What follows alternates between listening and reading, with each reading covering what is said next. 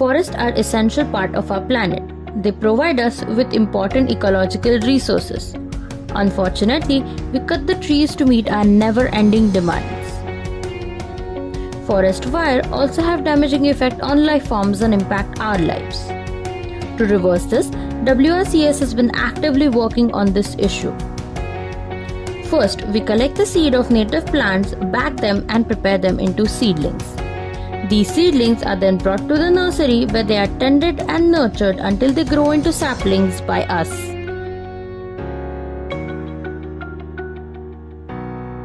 Once they grow into saplings, they are planted into pits. The transplantation from the bag to the tree is carried out skillfully so that when these trees grow, they feel at home. This not only improves the canopy height but also increases the forest cover. Our tea plantation program has attracted many responsible citizens like you to help us build an evergreen forest.